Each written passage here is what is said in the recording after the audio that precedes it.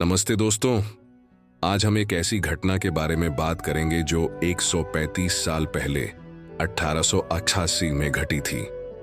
एक 14 साल का लड़का एक सभा में बुलाया जाता है और उस सभा में बैठे 6 विद्वान उससे अलग अलग विषयों पर सवाल पूछते। सबसे पहले गणितज्ञ उसे 2-6 अंकों की संख्याएं देता है और उन्हें गुणा करने के लिए कहता है। उसी समय वहां बैठा एक कवि एक श्लोक की आखिरी 2 पंक्तियां पढ़ता है और लड़के को चुनौती देता है कि वह उस श्लोक की पहली 2 पंक्तियां रच दे। इस बीच तीसरा विद्वान लड़के को एक विषय देता है और उससे तुरंत उस पर एक श्लोक लिखने के लिए कहता है। उसी समय चौथा विद्वान उसे ज्योतिष की कुछ जटिल ग्रह स्थिति दिखाता है और पूछता है कि इनके कारण क्या परिणाम हो सकते हैं। इस दौरान 5वां विद्वान एक अजीब सी संगीतमय धुन गुनगुनाता है और लड़के से उस राग की पहचान करने के लिए कहता है। अगला विद्वान पूछता है कि 16 फरवरी 1856 को कौन सा दिन था। जब ये सभी विद्वान सवाल पूछ रहे होते हैं तो पीछे खड़ा एक व्यक्ति लगातार घंटी बजा रहा होता है। सारे सवालों के जवाब देने के बाद अंत में लड़के को यह भी बताना होता है कि कितनी बार घंटी बजी थी। वह लड़का इन सभी सवालों का जवाब शानदार तरीके से देता है। अगर आपको लगता है कि यह असंभव है या मैं जो बता रहा हूं वह एक मनगढ़ंत कहानी है, तो ऐसा बिल्कुल नहीं है। यह एक सच्ची कहानी है और यह घटना 135 साल पहले 1888 में हुई थी। इस कहानी में वह 14 साल का लड़का कोई और नहीं बल्कि आंध्र प्रदेश के महान कवि और सन्यासी कवि कांत गणपति मुनि है। यहां उन्होंने जो तकनीक इस्तेमाल की उसे अवधान कहा जाता है और जो लोग इस तकनीक का उपयोग करते हैं उन्हें अवधानी कहा जाता है। अवधानी शब्द संस्कृत के शब्द अवध से आया है जिसका अर्थ है मन को एकाग्र करना। प्राचीन काल से यह तकनीक हर गुरुकुल में बच्चों को सिखाई जाती थी। भारतीय गुरुकुलों में ध्यान का अभ्यास करने के लिए कई अलग अलग विधियों का उपयोग किया जाता था।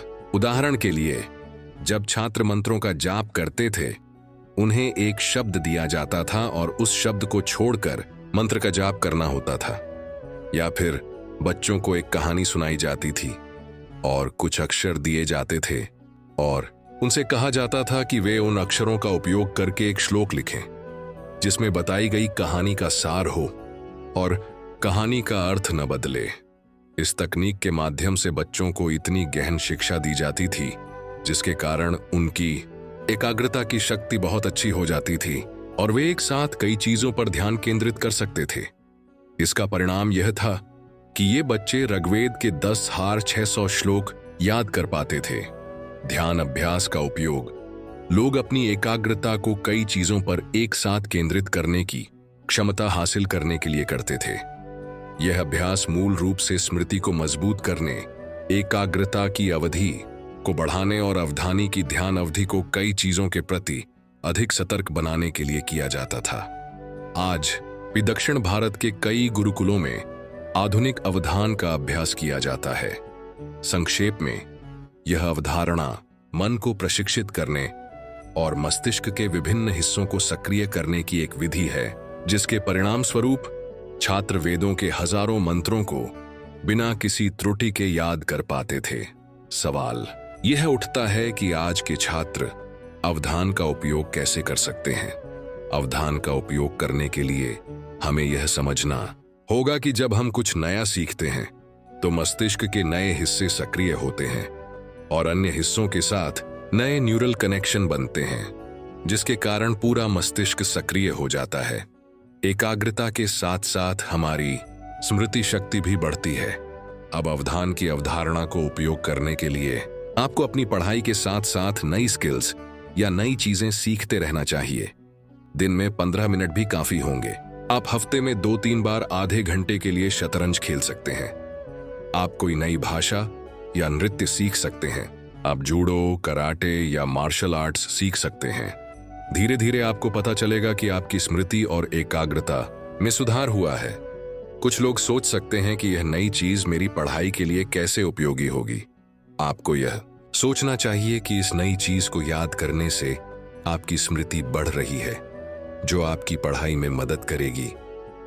बचपन में आपने उन बच्चों को देखा होगा जो पढ़ाई के साथ साथ नृत्य, गीत सीखते थे और खेलों में भी हाथ आजमाते थे। आपने भी ऐसा किया होगा। यह एक तरह का अवधान था। जब आप अपने दिमाग को हर दिन कुछ नया सीखने की चुनौती देते हैं तो आपके मस्तिष्क के अलग अलग हिस्से प्रशिक्षित और सक्रिय होते हैं और आपका दिमाग लगातार नई चीजें सीखने के लिए तैयार रहता है। इसका फायदा यह है कि आप चीजों को आसानी से याद करने लगेंगे और आपको अलग अलग क्षेत्रों की चीजों को याद करने के लिए अतिरिक्त प्रयास नहीं करना पड़ेगा। एक और वैदिक तकनीक है श्रुति और स्मृति। श्रुति का अर्थ है जो हम सुनते हैं और स्मृति का अर्थ है जो हम याद करते हैं। दोस्तों, यह आश्चर्य की बात है कि इतने कठिन मंत्रों और श्लोकों को बिना कहीं लिखे कई सालों तक याद रखा गया। इसके लिए एक तकनीक का उपयोग किया जाता था। लोगों को सीखते और याद करते समय अपने हाथों को एक विशेष तरीके से हिलाना पड़ता था और इसे बार बार दोहराने से हजारों श्लोक कई सालों तक याद रहते थे। प्राचीन काल में और आज भी जब बच्चे गुरुकुल में पढ़ते हैं तो वे पढ़ाई के दौरान हाथ के इशारों का उपयोग करते हैं। इससे चीजें जल्दी समझ में आती हैं और हमारा मस्तिष्क हर चीज के लिए एक पैटर्न बनाता है। उदाहरण के लिए, जब हम आपस में बात करते हैं तो हम हाथ के इशारों का उपयोग करके समझाते हैं। इससे हमें और सामने वाले को समझने में आसानी होती है। पुराने गुरुकुलों में छात्र केवल मंत्रों का पाठ नहीं करते थे, बल्कि वे अपने हाथों और सिर को एक विशेष तरीके से हिलाते हुए एक साथ जाप करते थे।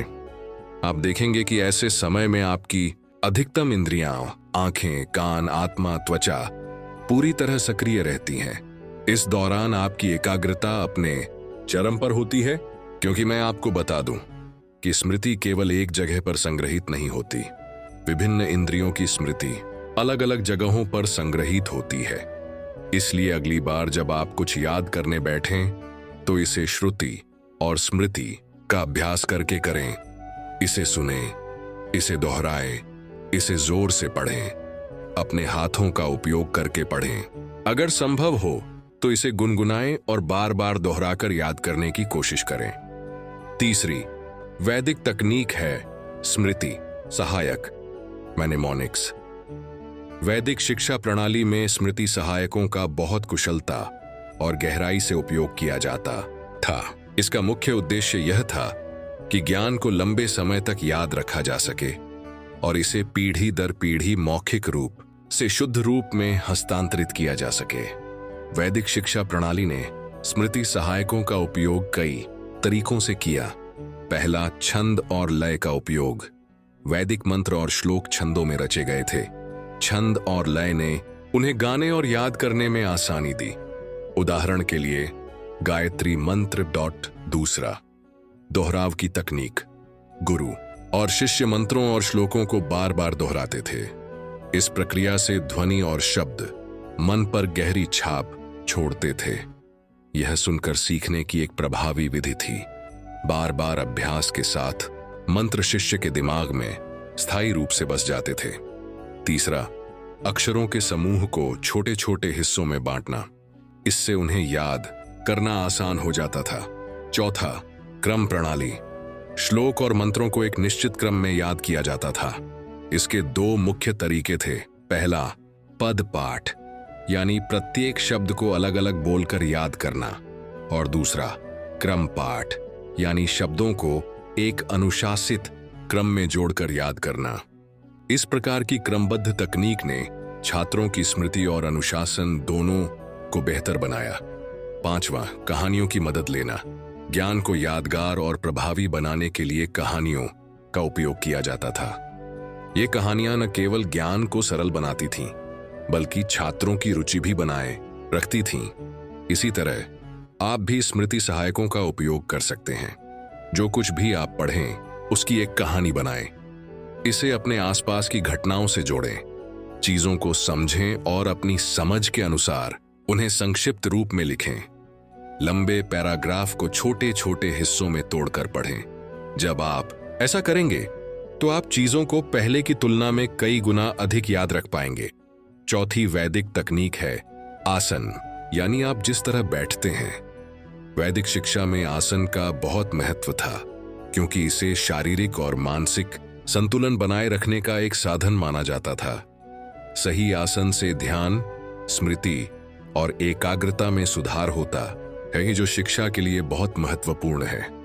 प्राचीन गुरुकुलों में छात्र पढ़ाई के लिए सुखासन, पद्मासन या वज्रासन में बैठते थे, क्योंकि इससे रीढ़ की हड्डी सीधी रहती है, जो मन को शांत और स्थिर रखने में मदद करती है। इससे छात्र गहराई से ध्यान केंद्रित करके पढ़ाई कर पाते थे। गलत आसन से थकान और खराब स्वास्थ्य होता है, जबकि सही आसन शरीर की मुद्रा को सही रखता है, जिससे शारीरिक ऊर्जा और मानसिक स्पष्टता बढ़ती है। सही आसन से फेफड़े और श्वसन तंत्र भी ठीक तरह से काम करते हैं, जिससे जोर से पढ़ना अधिक प्रभावी हो जाता है। इसलिए आज के छात्र इस वैदिक तकनीक से सीख सकते हैं कि उन्हें हमेशा सिर सीधा करके बैठना चाहिए, क्योंकि इससे एकाग्रता बढ़ती है, थकान कम होती है और स्मृति के साथ साथ मानसिक शांति भी बढ़ती है। बच्चों को चुपके से लेटकर गलत आसन में पढ़ाई नहीं करनी चाहिए, क्योंकि इससे शरीर में तनाव बढ़ता है और एकाग्रता कम होती है। साथ ही जब आप कुर्सी पर बैठकर पढ़ाई करें तो अपने पैरों को मोड़ें नहीं, बल्कि दोनों पैरों को आराम से जमीन पर रखकर बैठें। 5वीं वैदिक तकनीक है शिक्षण। वैदिक शिक्षा में शिक्षण को न केवल ज्ञान प्राप्त करने का साधन माना जाता था, बल्कि इसे गहराई से समझने और स्वयं पर लागू करने का एक महत्वपूर्ण साधन भी माना जाता था।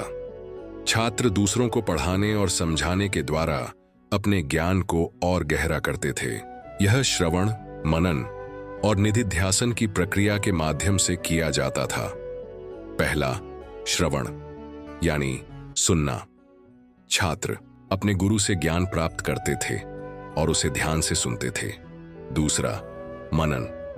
वे जो कुछ सीखते थे उस पर विचार और चिंतन करते थे। वे अपने ज्ञान को स्पष्ट करने के लिए सवाल पूछते थे। तीसरा, शिक्षण। छात्र अपने सहपाठियों या जूनियर छात्रों को पढ़ाते थे। यह प्रक्रिया उन्हें सीखे हुए ज्ञान को दोहराने, सुधारने और गहराई से समझने में मदद करती थी। अब सवाल यह है कि आज के छात्र इसका उपयोग कैसे कर सकते हैं। पहला तरीका, एक साथ पढ़ाई करें, चर्चा करें और एक दूसरे को सीखी हुई चीजें समझाएं। इससे विषय पर बेहतर पकड़ बनेगी। दूसरा, शिक्षण का अभ्यास करें। किसी विषय को इस तरह समझें कि आप उसे दूसरों को पढ़ा सकें। जब आप किसी को पढ़ाते हैं तो आपकी समझ और स्मृति शक्ति गहरी होती है। तीसरा, फीडबैक लें। पढ़ाने के बाद लोगों से सवाल पूछें। इससे आप अपनी कमजोरियों को समझ सकते हैं। चौथा, प्रेजेंटेशन और नोट्स बनाएं। जो कुछ आपने सीखा है उसे बिंदुओं में लिखें और दूसरों को अपनी भाषा में समझाएं। पांचवा, सहयोगात्मक शिक्षण। किसी विषय पर प्रोजेक्ट या असाइनमेंट में भाग लें और अपना ज्ञान साझा करें। छठा, ऑनलाइन प्लेटफॉर्म का उपयोग करें। ब्लॉग लिखें, वीडियो बनाएं या ऑनलाइन सवालों के जवाब देकर दूसरों की मदद करें। यह शिक्षण का एक आधुनिक रूप है। छठी वैदिक तकनीक, ध्यान और योग। नमस्ते। गुरुकुलों में छात्रों की दिनचर्या का एक अभिन्न हिस्सा ध्यान और योग था। छात्र रोजाना ध्यान का अभ्यास करते थे। इससे उनका मन शांत रहता था और उनकी एकाग्रता बढ़ती थी, जिससे वे किसी भी कार्य पर लंबे समय तक ध्यान केंद्रित कर पाते थे।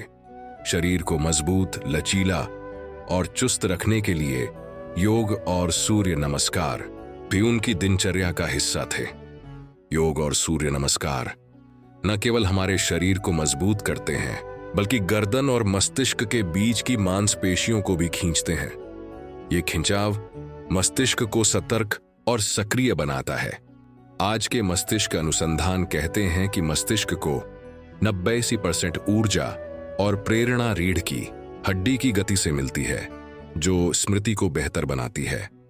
7वीं वैदिक तकनीक, ब्रह्मचर्य।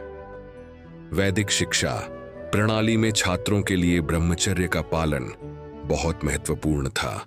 वे इन 5 तरीकों से ब्रह्मचर्य का पालन करते थे। पहला, गुरुकुल जीवन। वे गुरु के आश्रम में रहते थे और एक अनुशासित दिनचर्या का पालन करते थे, जिसमें ब्रह्म मुहूर्त में जागना, योग, ध्यान और वेदों का अध्ययन शामिल था। दूसरा, संयम और आत्मनियंत्रण। छात्र अपनी इंद्रियों को नियंत्रित रखते थे ताकि उनका मन भटके नहीं और वे पढ़ाई पर पूरी तरह केंद्रित रहें। तीसरा, शुद्ध आहार और सादा जीवन। सात्विक भोजन यानी शुद्ध और हल्का भोजन किया जाता था, जिससे शरीर स्वस्थ रहता था और मन स्पष्ट रहता था। चौथा, सांसारिक सुखों और विलासिता से दूरी। सांसारिक सुखों से दूर रहकर वे मानसिक शक्ति और स्मृति शक्ति को बढ़ाते थे। पांचवां, परिश्रम और सेवा। छात्र अपने गुरु की सेवा करते थे और आश्रम के कार्यों में मदद करते थे, जिससे उन्हें अनुशासन और कर्तव्य की सीख मिलती थी। इसका फायदा यह था कि उनकी एकाग्रता और स्मृति शक्ति बहुत बढ़ जाती थी। आत्मसंयम से चरित्र निर्माण होता था और स्वस्थ शरीर और तेजस्वी बुद्धि का विकास होता था। अब सवाल यह है कि आज के छात्र ब्रह्मचर्य का उपयोग कैसे कर सकते हैं। वे इसे 6 तरीकों से कर सकते हैं। पहला, अपने मन को नियंत्रित करें। सोशल मीडिया, बेकार की बातें और विकर्षणों से बचें और अपनी पढ़ाई पर ध्यान दें। दूसरा, अपनी दिनचर्या को व्यवस्थित करें। सुबह जल्दी उठें, योग करें, ध्यान करें और नियमित रूप से पढ़ाई करें। तीसरा, स्वस्थ आहार लें। सात्विक और पौष्टिक भोजन करें जो मानसिक और शारीरिक ऊर्जा को बनाए रखे। चौथा, विलासिता और बेकार की इच्छाओं से दूर रहें। अत्यधिक मनोरंजन, फिजूल खर्ची और अनियंत्रित जीवन शैली से बचें। पांचवां, आत्म अनुशासन विकसित करें। पढ़ाई के लिए एक निश्चित समय तय करें और अपने लक्ष्य के प्रति प्रतिबद्ध रहें। छठा, सेवा और परिश्रम करें। अपने परिवार, समाज और जरूरतमंदों की मदद करें ताकि आप में सहानुभूति और जिम्मेदारी का भाव विकसित हो। देखिए, ब्रह्मचर्य केवल ब्रह्मचारी जीवन जीने के बारे में नहीं है, बल्कि यह एक संयमित और अनुशासित जीवन शैली है जो छात्रों को शिक्षा में सफलता दिलाने में मदद करती है। आज के युग में जो छात्र इन सिद्धांतों को अपनाएंगे, वे न केवल पढ़ाई में प्रगति करेंगे, बल्कि एक आत्मनिर्भर, बुद्धिमान और अनुशासित व्यक्तित्व भी विकसित करेंगे। तो इन 7 वैदिक तकनीकों को अपनाकर कोई भी छात्र अपनी पढ़ाई और जीवन में अद्भुत बदलाव ला सकता है। यहाँ हम इस वीडियो को समाप्त करते हैं। अगर आपको ये वीडियो पसंद आया या इससे कुछ सीखने को मिला तो आप वीडियो को लाइक कर सकते हैं और चैनल को सब्सक्राइब भी कर सकते हैं। धन्यवाद।